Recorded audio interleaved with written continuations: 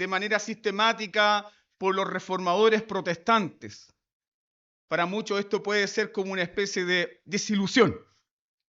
La verdad es que los elementos fundamentales de las 5 solas de la Reforma protestante fueron enseñados puntualmente a través de la predicación, enseñanza de distintos reformadores, así como el regreso a la sola escritura fue el clamor de los prerreformadores y reformadores como Martín Lutero, Juan Calvino, Ulrico Zwinglio, Johannes de Colampadio, Henry Bullinger. Ellos fueron también poniendo ciertos énfasis. Y toda la teología de la Reforma protestante del siglo XVI está resumida en lo que nosotros conocemos como 5 solas. La sola escritura, la sola gracia, solo Cristo, la sola fe y el soli Deo gloria, que es solo a Dios la gloria, que es la última sola que nos convoca en esta mañana. Y para meditar juntos en este gran y precioso fin de la sola gloria a Dios o vivir solo para la gloria de Dios, te invito a abrir las Escrituras en el libro del profeta Isaías. Isaías capítulo 6.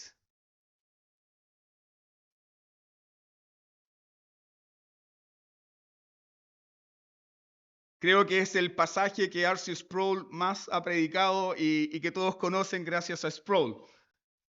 Pero hoy día yo no vengo a copiar a Sproul, porque nos vamos a concentrar en otro aspecto fundamental. Isaías capítulo 6, verso 1 al 8. Sigan atentamente la lectura de la palabra de Dios. En el año en que murió el rey Usías, vi yo al Señor sentado sobre un trono alto y sublime, y sus faldas llenaban el templo. Por encima de él había serafines, cada uno tenía 6 alas, con 2 cubrían sus rostros, con 2 cubrían sus pies, y con 2 volaban. Y el uno al otro daba voces diciendo: Santo, Santo, Santo, Jehová de los ejércitos, toda la tierra está llena de su gloria. Y los quiciales de las puertas se estremecieron con la voz del que clamaba, y la casa se llenó de humo. Entonces dije: ¡ay de mí que soy muerto! Porque siendo hombre inmundo de labios y habitando en medio de pueblo que tiene labios inmundos, han visto mis ojos al Rey Jehová de los ejércitos. Y voló hacia mí uno de los serafines, teniendo en su mano un carbón encendido, tomado del altar con unas tenazas, y tocando con él sobre mi boca, dijo: He aquí que esto tocó tus labios, y es quitada tu culpa y limpio tu pecado. Después oí la voz del Señor que decía: ¿a quién enviaré? ¿Y quién irá por nosotros? Entonces respondí yo: heme aquí, envíame a mí. Y dijo: anda, y di a este pueblo: oíd bien y no entendáis. Ved por cierto, mas no comprendáis. Engruesa el corazón de este pueblo y agrava sus oídos y ciega sus ojos, para que no vea con sus ojos, ni oiga con sus oídos, ni su corazón entienda, ni se convierta, y haya para él sanidad. Y yo dije: ¿hasta cuándo, Señor? Y respondió él: hasta que las ciudades estén asoladas y sin morador, y no haya hombre en las casas, y la tierra esté hecha un desierto, hasta que Jehová haya echado lejos a los hombres y multiplicado los lugares abandonados en medio de la tierra. Y si quedare aún en ella la 10ª parte, ésta volverá a ser destruida. Pero como el roble y la encina, que al ser cortados aún queda el tronco, así será el tronco de la simiente santa. Amén. Demos gracias al Señor por su palabra. Nuestro buen Dios y Padre Celestial, te ruego en esta mañana que nos visites, Señor, con un sentido profundo de quién tú eres. Que mediante tu Santo Espíritu, Señor, al adorarte por medio de escuchar tu palabra y meditar en ellas, al momento, Señor, de tener nuestras Biblias abiertas y poner nuestra atención en el texto sagrado, todos los aquí presentes, por medio de la potencia de tu Espíritu Santo, podamos comprender profundamente quién tú eres, cuán sublime es tu gloria, oh Señor, cuán majestuoso tú eres, oh Señor. Señor, líbranos entonces de que nuestra presencia en este lugar, que nuestra actitud en este lugar sea simplemente el sacrificio de los necios. Señor, que podamos todos juntos adorarte, bendecir tu sagrado nombre, regocijarnos en el conocimiento del Dios tan santo, tan sublime, tan soberano, quien tú eres.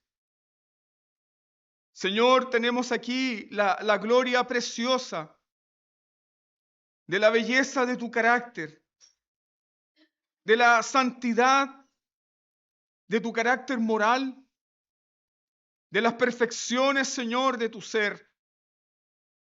Señor, y si no somos ayudados por tu Espíritu Santo, todo esto puede ser una información más para nuestra mente. Por eso te ruego, Señor, que tu palabra sea aplicada a nuestros corazones en el poder de tu Espíritu. Solo Él puede hacer real a Cristo. Solo Él puede darnos un sentido profundo de nuestro pecado y un sentido profundo, verdadero, de lo que es tu gracia y tu misericordia. Solo tú, bendito Espíritu Santo, puedes desatar el corazón del pecador para que crea, para que se abrace a Jesús como único Salvador. Yo ruego por eso, Señor, en esta mañana. Ruego por aquellos, Señor, que están aquí presentes y nunca han tenido un encuentro profundo contigo, nunca han visto su pecaminosidad, nunca han visto su necesidad de gracia. Ruego, Señor, para que nos des a todos ese sentido profundo.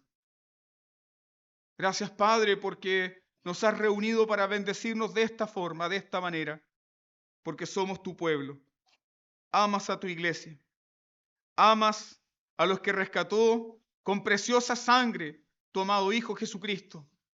Amas a aquellos en los cuales tú has derramado tu precioso Espíritu Santo.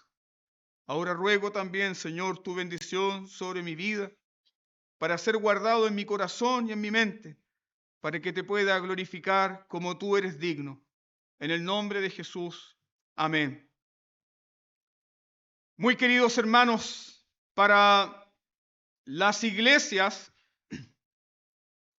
que abrazan la teología de la Reforma, el lema Soli Deo Gloria, o solo para Dios la gloria, a veces se reduce al llamado de hacer cualquier tipo de actividad para la gloria de Dios. Tal vez ustedes han escuchado muy común en las iglesias evangélicas hablo de iglesias evangélicas en general, decir lo siguiente: esta conferencia es para la gloria de Dios. Nuestro coro es para la gloria de Dios. Nuestro aniversario es para la gloria de Dios. La construcción de nuestro templo es para la gloria de Dios. Un sinfín de actividades, se les coloca el título, es para la gloria de Dios. Y detrás de ese título existe un motivo bíblico que es verdadero. Porque sí, hermanos, si ustedes se fijan en 1 Corintios capítulo 10, versículo 31, el apóstol Pablo nos enseña ahí que todo lo que nosotros hagamos, sea de hecho o de palabra, ya sea que comamos o incluso que bebamos, debemos hacerlo para la gloria de Dios. Y es más, nuestro catecismo menor, la primera pregunta del catecismo menor de Westminster, ¿lo recuerdan? ¿Cuál es el fin principal del hombre? Glorificar a Dios y gozar de Él para siempre. Entonces, detrás de esa frase, es para la gloria de Dios. Mi familia es para la gloria de Dios. Mis hijos son para la gloria de Dios. Mi trabajo es para la gloria de Dios. Detrás de todo eso existe una gran verdad, de que todo lo que nosotros hagamos, ya sea de palabra o de obra, sí, debe perseguir la gloria de Dios. Es correcto, ¿cierto? Es correcto.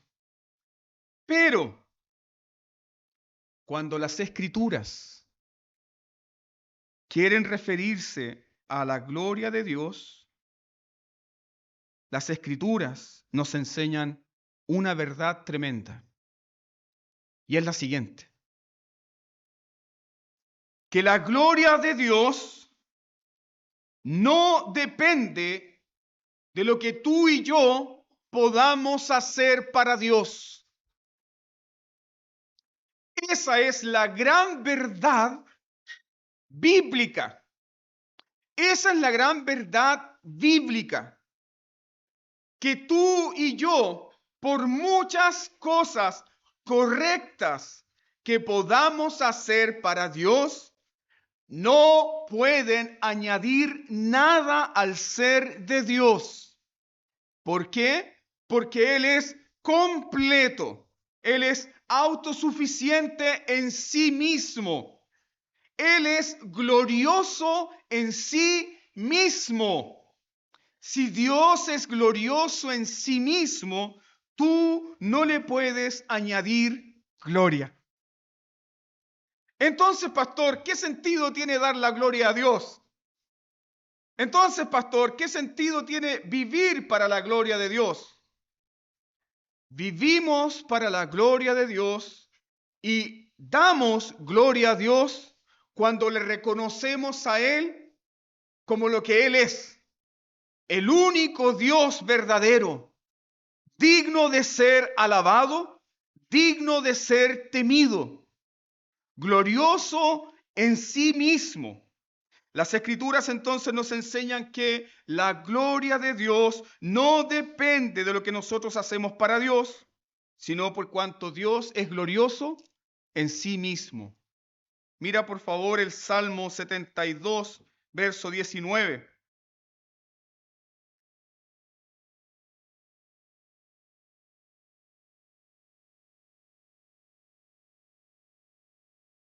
Salmo 72, 19. El salmista dice: bendito su nombre, bendito su nombre, glorioso para siempre, y toda la tierra será llena de su gloria. Él es bendito, Él es feliz porque es completo en sí mismo. Y eso hace que nuestro Dios sea glorioso. Él es glorioso. Cuando hablamos de la gloria de Dios, bíblicamente queremos decir lo siguiente. Queremos decir, queridos hermanos, que su gloria es el brillo de su deidad. Cuando hablamos bíblicamente de la gloria de Dios, queremos decir que su gloria es el brillo de su deidad, es el resplandor de todo lo que Él es. Nuestro Dios es glorioso en sí mismo. Entonces, si tú y yo deseamos vivir para la gloria de Dios, ¿qué necesitamos? No se puede vivir para la gloria de Dios ni repetir como loro, solideo gloria, si no comprendemos qué cosa, cuán glorioso es nuestro Dios. Cuán glorioso es nuestro Dios. No tiene sentido dar gloria a Dios si luego nosotros lo vamos a rebajar en su carácter. ¿Se entiende, no? No tiene sentido dar gloria a Dios si luego nosotros lo rebajamos. Si deseamos vivir para la gloria de Dios, necesitamos meditar en su carácter santo, en su gloria. Porque ¿cuál es el peligro de no hacer esto? ¿Cuál es el peligro de nosotros como iglesia? Comprender cuán glorioso es nuestro Dios. Este es el peligro. Vamos a usar la gloria de Dios para nuestra propia gloria. Sí. Si no tenemos un sentido profundo de la gloria de Dios, nuestra naturaleza pecaminosa va a usar la gloria de Dios para glorificar su propia naturaleza. Eso hace nuestro corazón. Hermanos, nuestro corazón pecaminoso toma las cosas santas de Dios y las distorsiona. Y sí, podemos distorsionar la gloria de Dios para buscar nuestra propia gloria. Yo les pregunto a ustedes en esta mañana, ¿cuántas iglesias están haciendo eso ahora? Medite esto por un momento.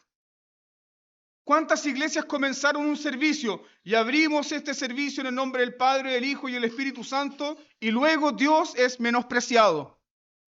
Luego predicaron otro Dios.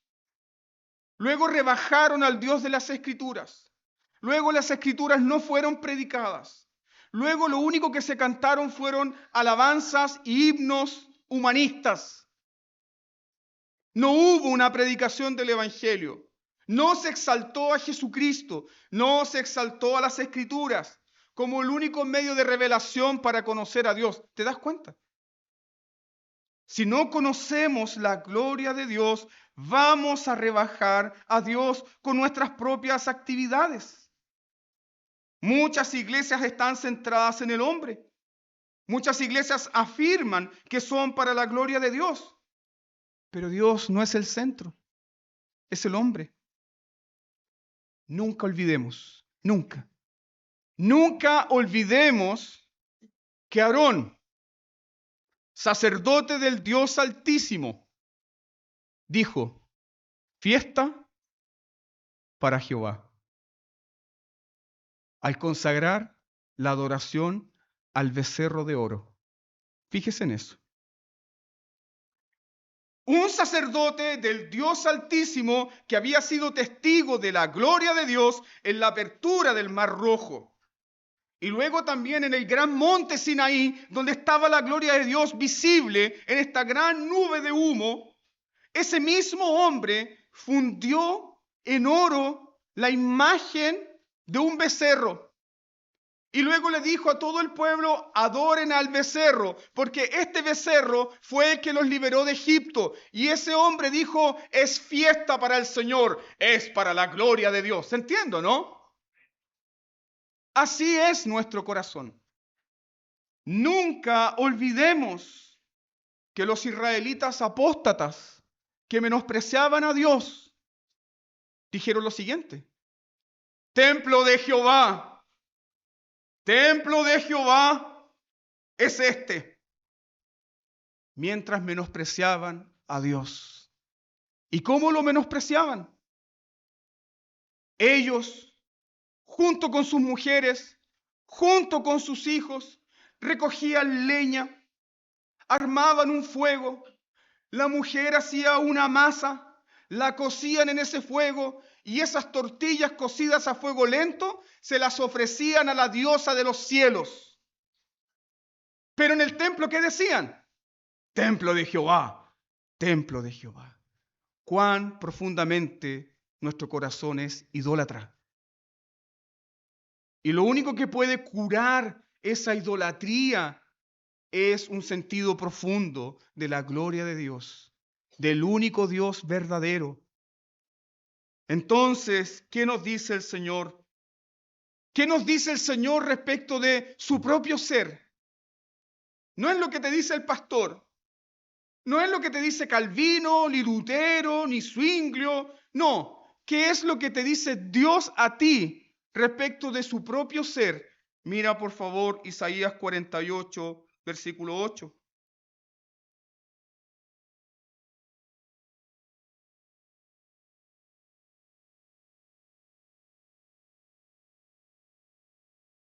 ¿Qué es lo que Dios dice respecto de su propio ser? Según Isaías 48, verso 8. Yo, Jehová, este es mi nombre, y a otro no daré mi gloria, ni mi alabanza a esculturas. ¿Qué está haciendo Dios? Dios se está predicando a sí mismo. Dios se está recomendando a sí mismo. Dios se está reconociendo a sí mismo como el único ser glorioso, majestuoso, sin comparación. Esa es la razón por la cual Él no puede dar su gloria a nadie, ni a otro. Pero, hermano, qué bendita misericordia que los hijos de Dios, comprados por la sangre de Jesús, puedan ahora saborear y gustar de esa gloria aquí. Aún en medio del pecado, aún en medio de las aflicciones, aún en medio de las miserias de esta vida. Entendiendo que Dios nos está preparando para la entrada de la gloria celestial, donde la presencia del pecado no estará por siempre jamás. Yo, Jehová, este es mi nombre, a otro no daré mi gloria. Dios se predica a sí mismo. No hay otro fuera de Él. No tiene comparación. Él es el único Dios verdadero. Entonces, cuando hablamos del soli Deo gloria, debemos entender que el principio rector de la fe reformada es la esencia de la gloria de Dios. Dios es glorioso en sí mismo. Este es el principio formativo y rector de la fe reformada. Si ustedes les preguntan cuál es el fundamento de la fe reformada, mucha gente por desconocimiento dice, no, el fundamento de los calvinistas, de los salvos siempre salvos, es la elección. No, el fundamento de la fe reformada son los 5 puntos. No, el fundamento de la fe reformada es la predestinación. No, queridos hermanos, el fundamento de la fe reformada es la gloria de Dios. Es el entendimiento profundo de que hay un Dios glorioso en sí mismo, el único Dios verdadero. Este Dios, sin comparación, no es la predestinación, no es la justificación, sino la gloria del Señor Dios Todopoderoso. Esa fue la verdad que comprendió Juan Calvino y esa fue la verdad que Juan Calvino le presentó en un documento escrito. No les voy a dar la lata con el documento escrito, simplemente lo estoy mencionando, pero el documento escrito fue presentado al emperador Carlos V. ¿Y cuál era ese documento escrito? Ese documento escrito era la necesidad de reformar la iglesia. ¿Y sabe de qué trataba ese documento escrito de la necesidad de reformar la iglesia? Ahí Calvino dice lo siguiente. Calvino dice que la religión cristiana, la religión protestante, la religión reformada puede expresarse en dos formas suficientes. Él dice lo siguiente: la forma en cómo Dios debe ser glorificado y la única fuente de nuestra salvación. Eso nos separa ¿de quién? De Roma. Entonces, si meditas junto conmigo, ¿cuál fue la principal preocupación de los reformadores? ¿Cuál fue la pregunta fundamental de la fe reformada?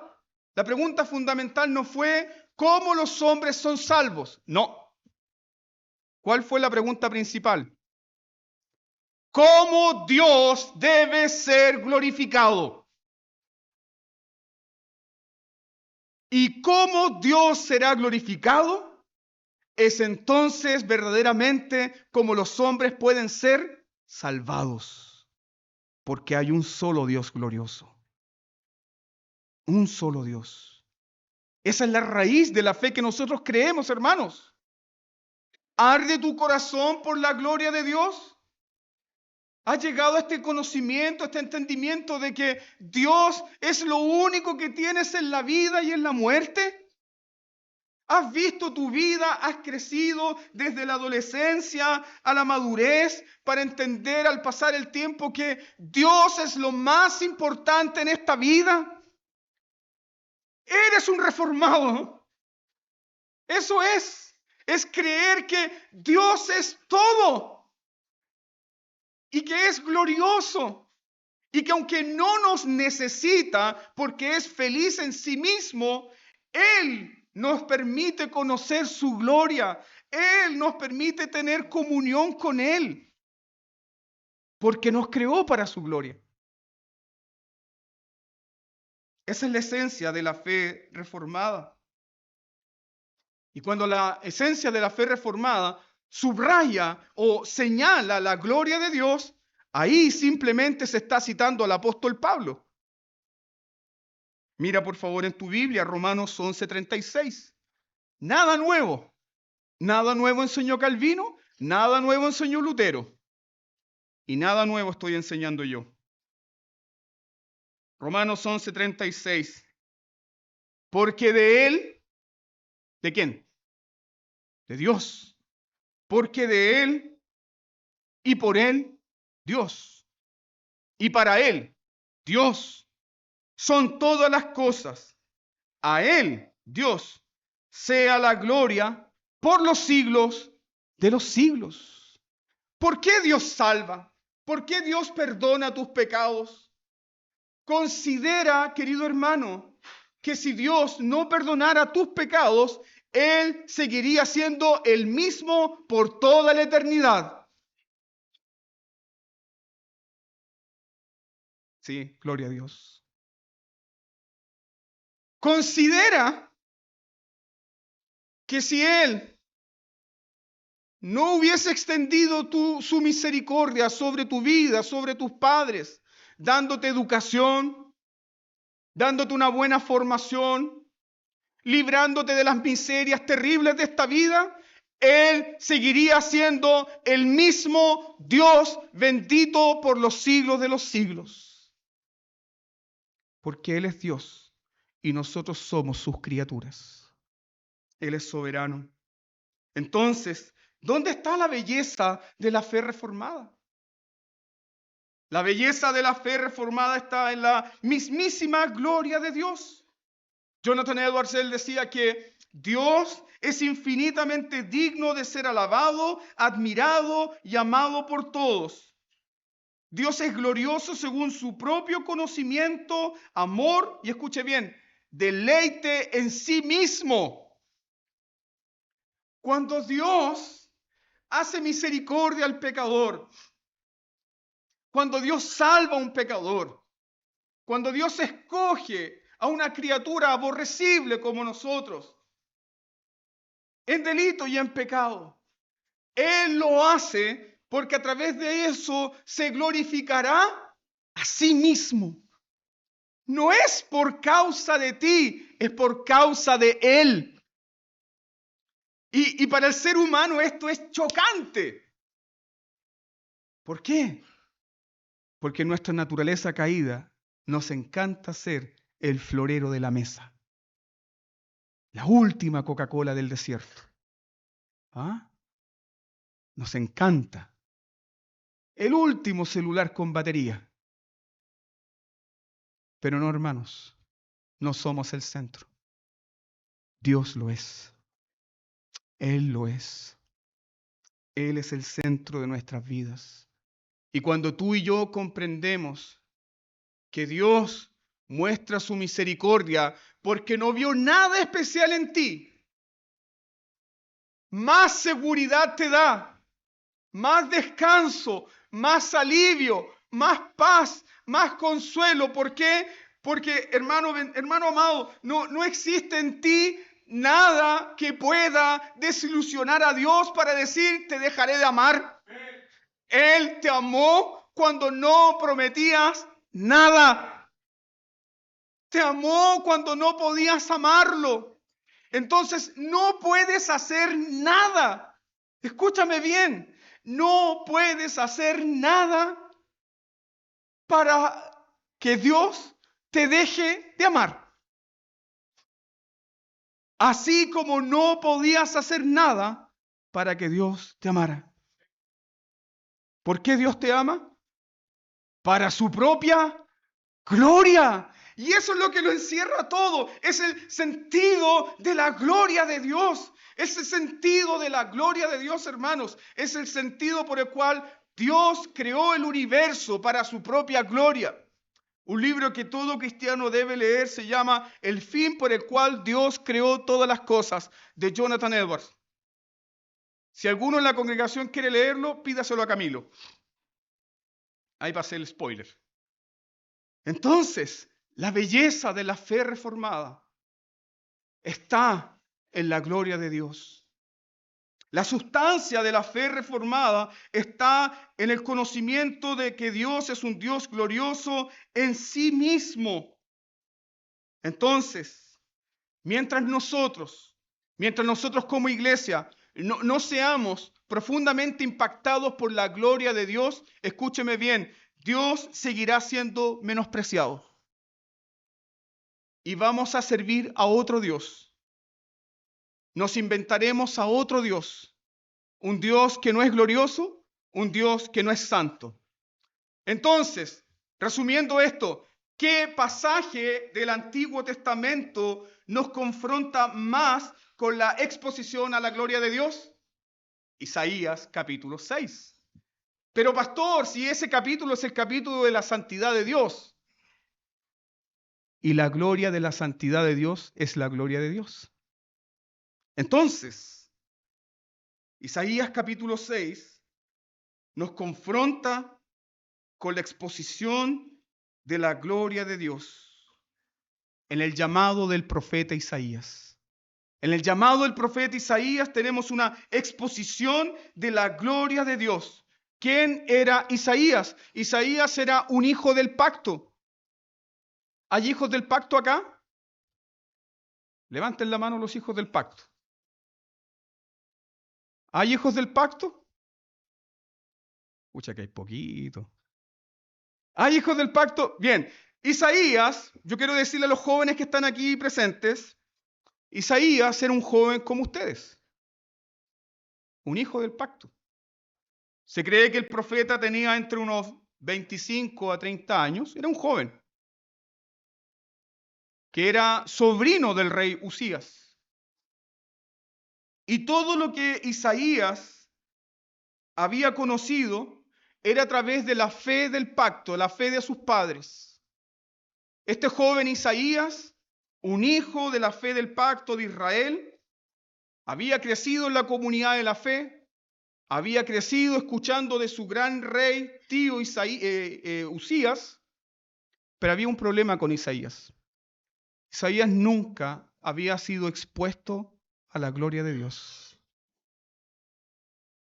Nunca Isaías había tenido una experiencia terrible con la gloria de Dios. Podríamos decir que Isaías era un joven hijo del pacto común y corriente que confiesa y repite las verdades de la fe de sus padres.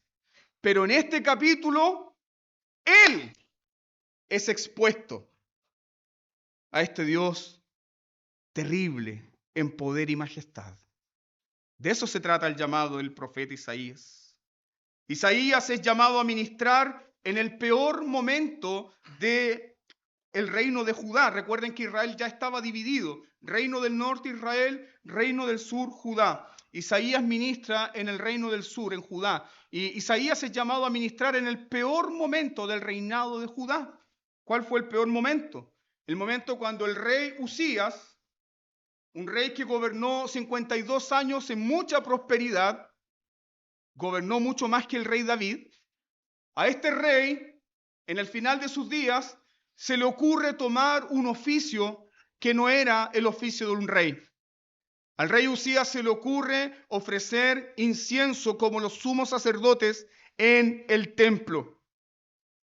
Y Dios lo maldijo con lepra y murió fuera de la ciudad como un leproso.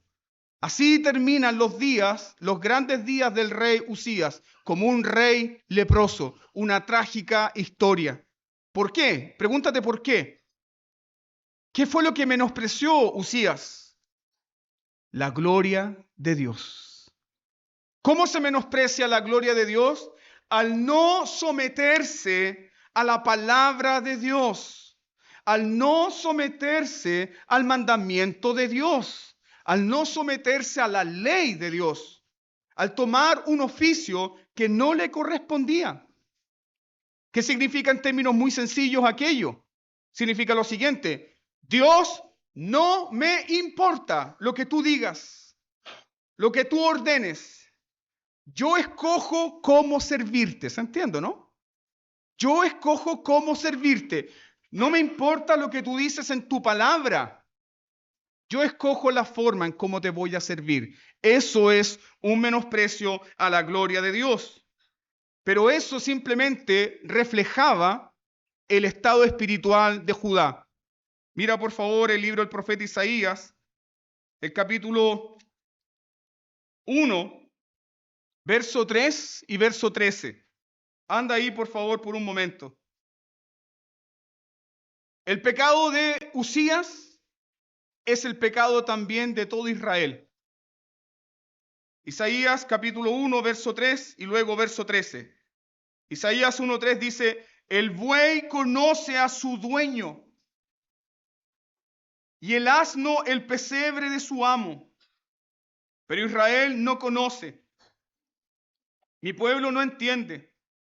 Y luego la NBI, en el versículo 13, dice lo siguiente: no soporto que con su adoración me ofendan. ¿Te das cuenta? Es para la gloria de Dios. No, no es para la gloria de Dios.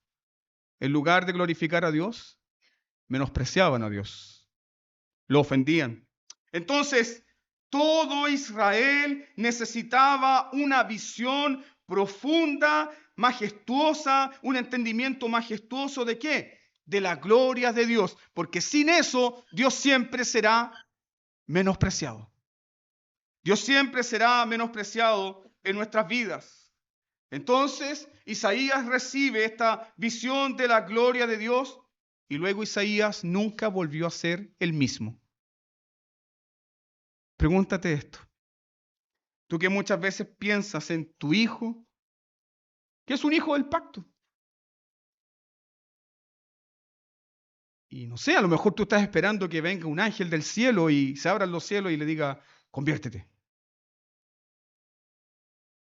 Pero pasa lo siguiente, que Dios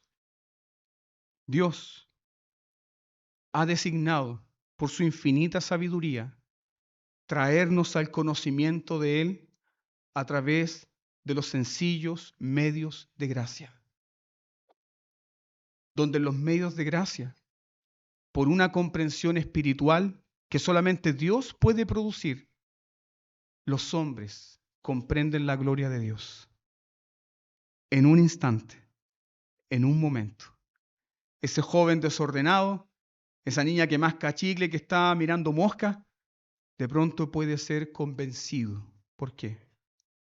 Por la asombrosa gloria de Dios. Eso es lo que Dios hace. Y esto sabemos lo que hizo con Isaías. Isaías fue al velorio oficial de su tío.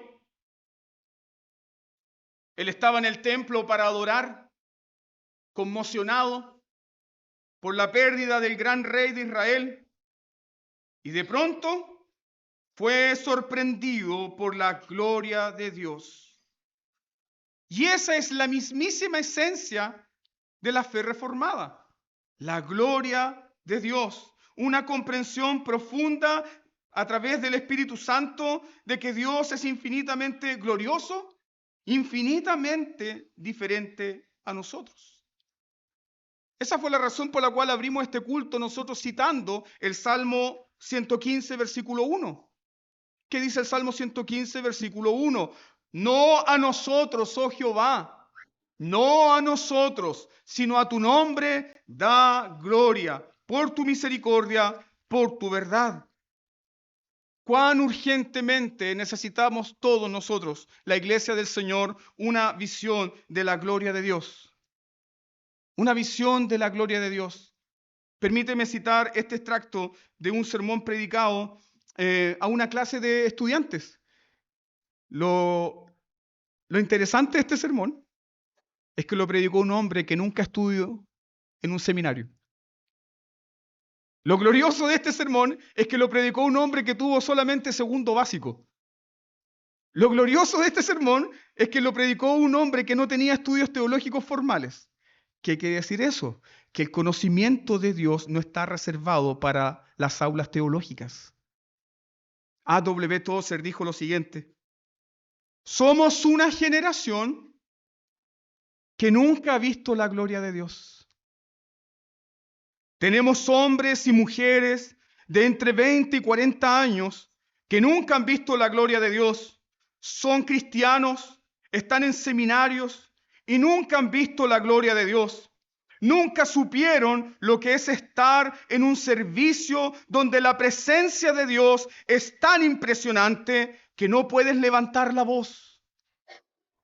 Nunca han escuchado predicar sobre lo sublime que es Dios y regresar a sus casas en silencio. Cuán desesperadamente necesitamos un sentido profundo de la presencia de nuestro Dios. Eso fue escrito en 1950. Hoy, 2023, es la misma urgencia. Que Dios nos dé esa visión. Que seamos cautivados por su gloria. Que espiritualmente nuestros corazones sean derretidos por el peso de la gloria de Dios. ¿Saben lo que eso significa, hermanos? Significa que estamos adorando un domingo acá y de pronto Dios nos sorprende con un entendimiento profundo de quién es Él y todos estaremos abrumados por el peso de la gloria de Dios. Gloria en hebreo, en el Antiguo Testamento, es la palabra kavod y significa literalmente peso. ¿Te ha ocurrido? Yo sé que sí. Cuando has tenido tus momentos de comunión con Dios y has sentido que la presencia de Él es tan fuerte, es tan real. Aunque no lo estabas viendo, sabías que no podías levantar la cabeza porque Él estaba ahí. ¿Lo sabías? Esa es la gloria de Dios que necesitamos en la iglesia. Esa es la gloria de Dios que necesitamos recuperar. El peso de su gloria, una conciencia profunda de que Él está en medio de nosotros, su pueblo, y que somos amados por Él. Esa fue la conciencia profunda que Isaías tuvo en el encuentro con el Dios glorioso. Sígueme por favor en los siguientes puntos. Número 1, versículo 1 y 2 de Isaías capítulo 6. Isaías fue confrontado con la gloria trascendente del Señor del pacto. Muchos dicen que Isaías fue confrontado con la santidad de Dios. Y esa es una interpretación del capítulo. Pero si somos muy precisos y fieles al texto, Isaías fue confrontado con la presencia gloriosa del Señor del pacto. ¿Por qué? Porque el versículo 1 dice, en el año en que murió el rey Usías, vi yo al Señor, el Señor del pacto, Jehová, el Señor del pacto, sentado sobre un trono alto y sublime. Sus faldas llenaban el templo. Por encima de él habían serafines que cada uno tenía 6 alas. Con 2 cubrían su rostro, con 2 cubrían sus pies, con 2 volaban. Y el uno al otro daba voces diciendo, Santo, Santo, Jehová de los ejércitos. Toda la tierra está llena de su gloria. Y al momento que el coro terminó de cantar eso, los quiciales del templo comenzaron a temblar. ¿Y qué ocurrió? La casa se llenó ¿de qué? Humo. La misma nube espesa que estaba en la columna cuando atravesaron los israelitas el Mar Rojo. La misma nube espesa que descendió al tabernáculo el día de la inauguración del tabernáculo. La misma nube espesa que estaba en la inauguración del templo. La gloria de Jehová estaba ahí.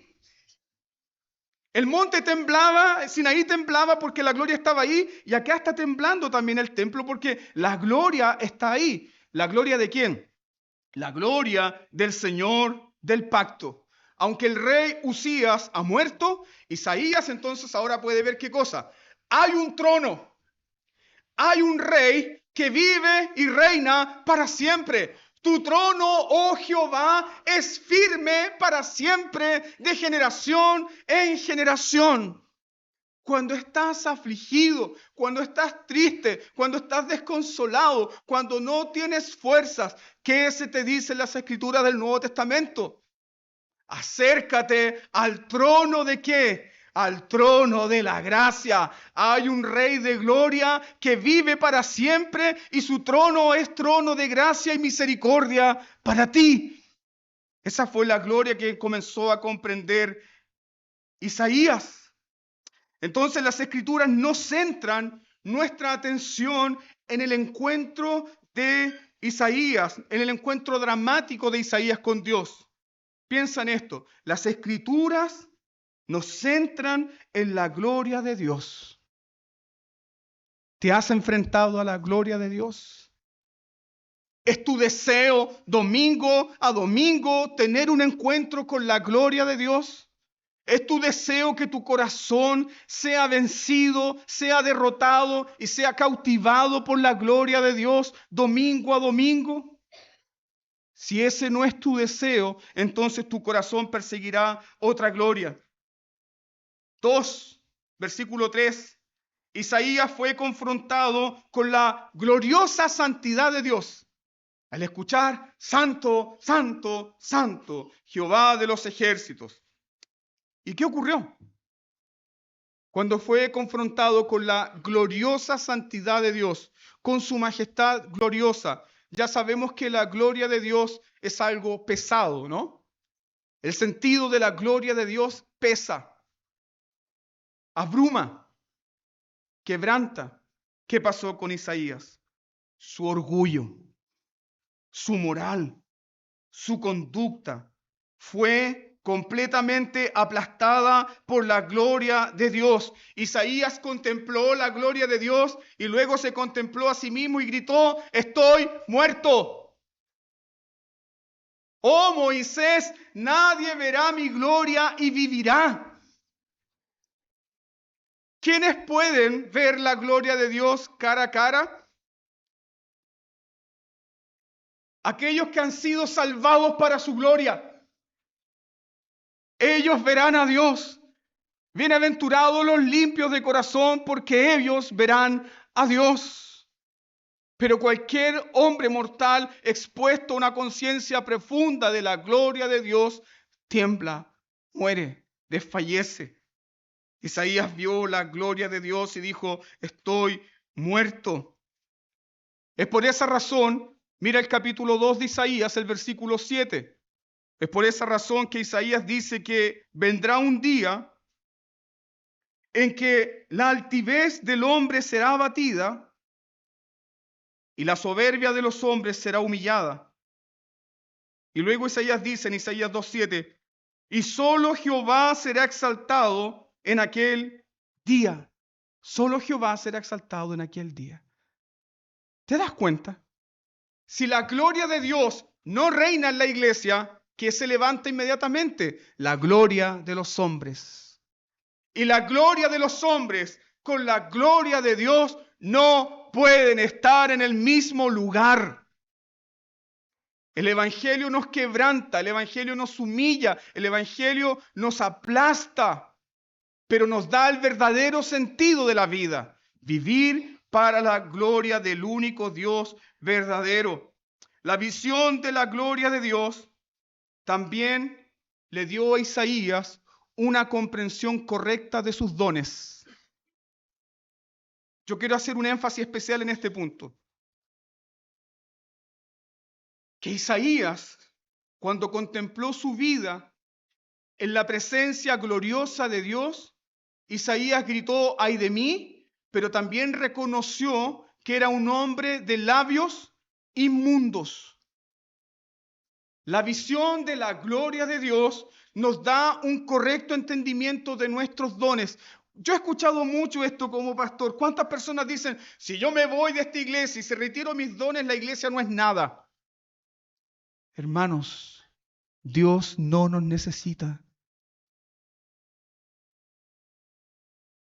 No me necesita a mí, ni a usted. Dios no necesita de un pobre predicador como yo. Nuestros dones no son nada. Nuestras habilidades, nuestras capacidades, nuestros recursos intelectuales, nuestros recursos económicos, nuestras fuerzas no son nada en comparación con la gloria majestuosa de Dios. Nada, absolutamente nada. Y cuando Isaías fue confrontado con eso, ¿sabe lo que gritó? Tengo los labios sucios. El predicador, el profeta, el hombre que predicaba constantemente, el profeta de Dios, los labios que hablaban la palabra de Dios, pero esos mismos labios estaban corrompidos. Sin la gloria de Dios, hermanos, nosotros no tenemos brillo especial alguno. Nada, nada. Isaías comprendió que su servicio no puede añadir nada a la gloria de Dios. Y es por esa razón que Isaías dice en Isaías 64:6, nuestras mejores obras son como trapo de inmundicia. ¡Oh! La iglesia necesita esto de mí. Nuestras mejores obras son como un trapo de inmundicia. Cuando están separadas ¿de qué? Del único fin supremo, la gloria de Dios. ¿Te das cuenta por qué razón Jesús, el Jesús hombre, era tan difícil? No porque él tuviera una personalidad difícil, sino porque lo que le llamaba la atención al hombre común y corriente, a Jesús no le llamaba la atención. Él dijo, gloria de hombres no recibo. Gloria de hombres, cumplido de hombres. Oh, maestro bueno, oh, rabí. Jesús no era conmovido por ninguna de esas cosas que persiguen los hombres comunes y corrientes. ¿Recuerda usted cuando Satanás le ofreció todos los reinos de este mundo? Todo esto te daré si postrado me adorares. ¿Qué dijo Jesús? Al Señor solo servirás y a Él adorarás. La gloria de Dios. La gloria de Dios es todo. La gloria de Dios es todo, hermanos. Oh, sí, y nosotros hemos pecado, pastor. Sí, hemos pecado, hemos fallado, hemos buscado nuestra propia gloria, hemos buscado nuestros propios intereses, hemos buscado nuestro propio valor, hemos usado el nombre de Dios. Sí, hermanos, hemos pecado, pero Jesús no. Y Él cumplió por ti, Él cumplió por mí, y Él ama la gloria de Dios, y Él toma nuestros corazones para que vivamos para la gloria de Dios. Tercero, Isaías vio la gloria de Dios y comprendió la propia corrupción de Israel. Él dijo, soy yo el que tengo los labios inmundos, pero también el pueblo. ¿Te das cuenta por qué razón necesitamos una visión de la gloria de Dios? Cuando vemos la gloria de Dios, comprendemos nuestro propio pecado, pero también comprendemos la corrupción de nuestro contexto. Mucha gente va a la iglesia y asiste a la iglesia y dice lo siguiente, está todo bien. Eso es porque sus ojos están ciegos a la gloria de Dios. Pero cuando nuestros ojos están limpios, abiertos para la gloria de Dios, ¿sabes lo que recibimos? Recibimos una conciencia profunda de la distinción majestuosa de Dios, tal como recibió Isaías. Isaías recibió un sentido de su propia pecaminosidad y un sentido de la pecaminosidad de su pueblo. Si tú y yo recibimos una visión de la gloria de Dios, vamos a decir, yo soy pecador y en la iglesia también. Nos falta la gloria de Dios. Y cuando ocurra eso, vamos a comenzar a orar como Daniel. Mira Daniel capítulo 9, verso 5, 6 y verso 11. Daniel es uno de los profetas y de los hombres más justos del Antiguo Testamento. Sin embargo, esta oración surge de un corazón que ha visto la gloria de Dios. Daniel dice lo siguiente, Señor, grande, digno de ser temido, que guardas el pacto y la misericordia con los que te aman, que guardan tus mandamientos. Hemos pecado, hemos cometido iniquidad, hemos hecho impíamente y hemos sido rebeldes y nos hemos apartado de tus mandamientos y de tus ordenanzas. No hemos obedecido a tus siervos los profetas. Luego Daniel dice, tuya es, Señor, la justicia, nuestra la confusión de rostro. Pero también Daniel ora con esperanza diciendo, aunque es nuestra la confusión de rostro, aunque son nuestros pecados, tuya es, Señor, la misericordia para perdonar. La gloria de Dios, queridos hermanos, nos da un sentido profundo de nuestra dependencia de Él. Isaías también tuvo un encuentro con la gloria de Dios, en el acto más sobrenatural de la gloria de Dios. Dios se glorifica a sí mismo al perdonar. Dios se glorifica a sí mismo al perdonar. Dios se glorifica a sí mismo al llevar el pecado y la miseria del pecador. Isaías vio la gloria de Dios al recibir la gracia del perdón. ¿De qué forma la recibió Isaías? Isaías contempló al rey exaltado, al rey glorioso, y Dios dijo lo siguiente, ahora, miserable gusano Isaías, revuélcate en tu dolor. No, Dios no dijo eso. ¿Qué ocurrió? El Rey de la Gloria extendió su cetro en favor de su siervo. Y al instante, un serafín voló y tomó un carbón encendido del altar y tocó los labios del profeta. Y luego el serafín promulgó la orden que había recibido del Rey de la Gloria. ¿Cuál orden? Esto tocó tus labios y es quitada tu culpa y limpio tu pecado para siempre. El Rey de la Gloria. Necesitamos una visión de la gloria de Dios. ¿Sabes para qué? Para comprender que el perdón de nuestros pecados no es algo barato, no es algo ordinario, es un acto glorioso y sobrenatural del amor de Dios. Finalmente, Isaías vio la gloria de Dios y ¿cómo termina su historia? Isaías se entregó sin condiciones. Todos recordamos el momento cuando Isaías dice, heme aquí, envíame a mí.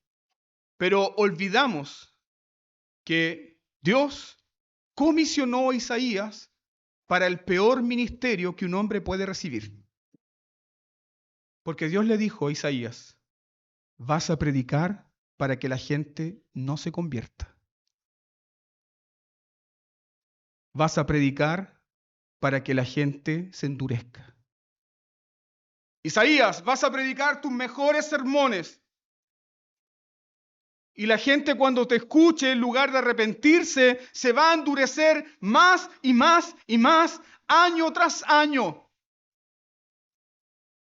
Isaías, eres llamado a un ministerio de la frustración. Isaías, ¿estás seguro? Heme aquí, envíame a mí, porque tu gloria lo es todo.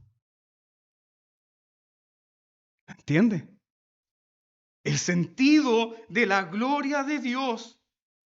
Hermanos, el sentido de la gloria de Dios domina la existencia humana. Esa es la razón por la cual las personas viajan a distintos puntos del planeta para tener un encuentro con las montañas, con la fuerza de las olas, con la grandeza de los bosques. Esa es la razón por la cual las personas recorren y recorren cientos de kilómetros para tener una experiencia trascendente. Porque están sedientos de algo majestuoso, están sedientos de algo que le dé significado. Otras personas se emocionan por el rugido de los motores, otras personas se emocionan por la destreza física, la competencia física. ¿Por qué? Porque fuimos creados para lo glorioso. Fuimos creados para lo glorioso. Otras personas se emocionan, se deleitan, tienen como una experiencia de gloria ¿con qué? Con el arte, con la música, con la belleza, con la arquitectura. Y eso es verdad.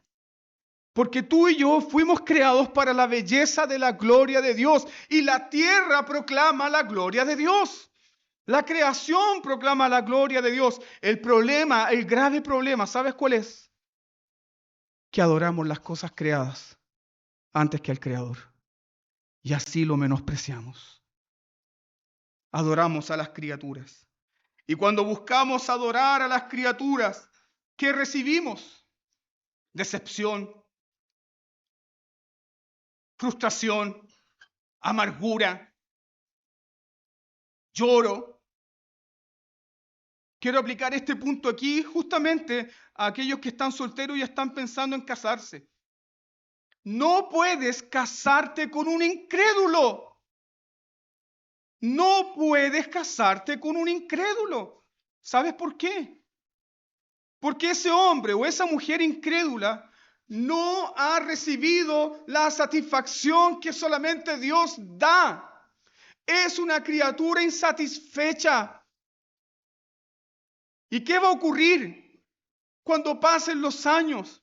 Va a tratar de buscar en ti satisfacción y no la encontrará, porque la satisfacción del hombre y la mujer es la gloria de Dios. Pero qué bendito cuando hay un matrimonio en el Señor, cuando un hombre y una mujer se unen en el Señor.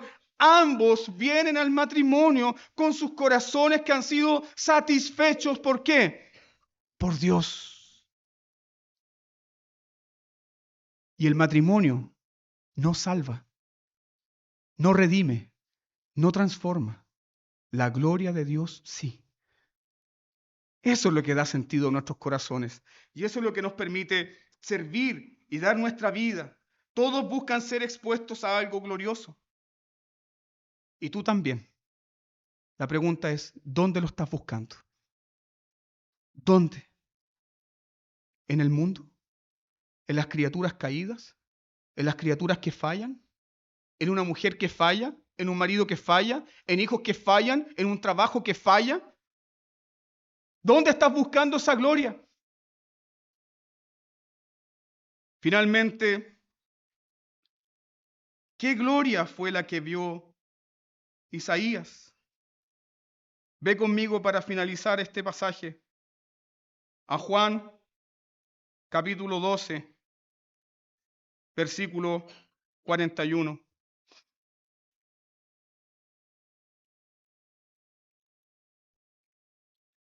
¿Qué gloria fue la que contempló Isaías?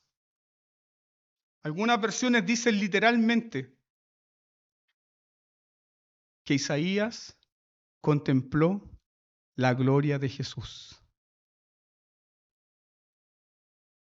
Juan 12:41 dice, Isaías dijo esto cuando vio su gloria y habló acerca de él. ¿A quién contempló entonces Isaías? ¿Qué visión gloriosa tuvo Isaías? Isaías tuvo una visión gloriosa de Jesucristo, el Rey de la Gloria.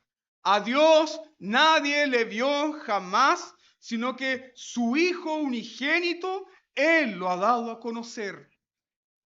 ¿Dónde entonces, queridos hermanos, nosotros, el pueblo de Dios, tenemos un encuentro con Dios y con su gloria? Tenemos un encuentro con Dios y con su gloria en Cristo Jesús. Domingo a domingo eres llamado a la gloria de Dios a través de la predicación pura del Evangelio. Así cerramos entonces esta serie sobre los estándares de la Reforma. ¿Cuál es la médula de la fe reformada? La gloria de Dios y no la gloria de los hombres. Solo a Él sea la gloria. Adoremos al Señor en oración.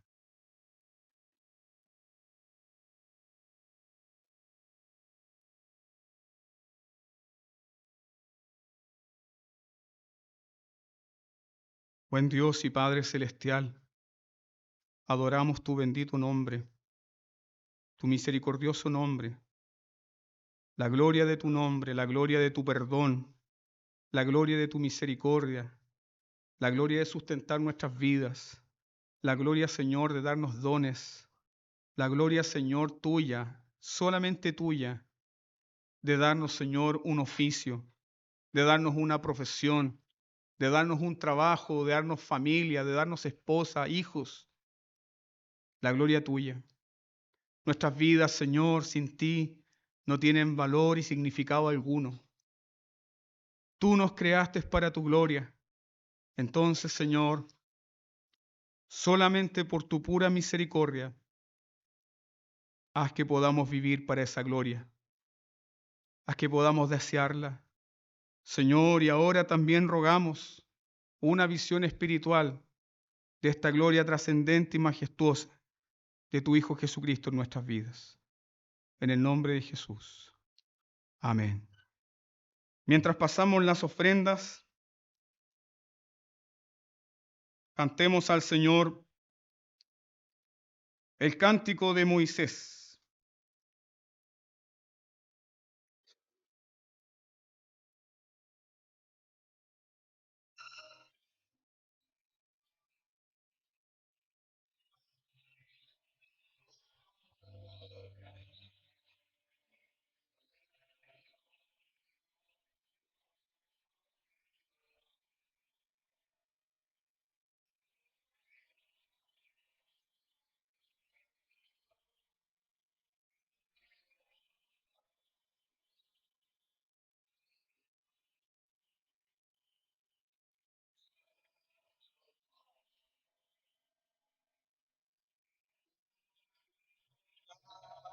Señor,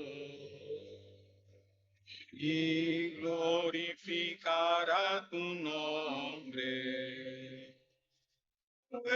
solo tú eres santo, lo cual todas las naciones vendrán y te adorarán. Te adorarán y te adorarán. Debe a Dios y dale honra, porque su juicio ha llegado. Y ahora aquel que hizo el cielo, la tierra, el mar,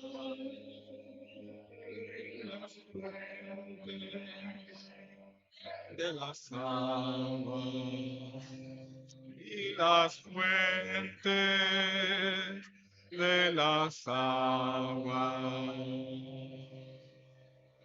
Amén. Hermano Claudio puede dirigirnos en oración al Señor.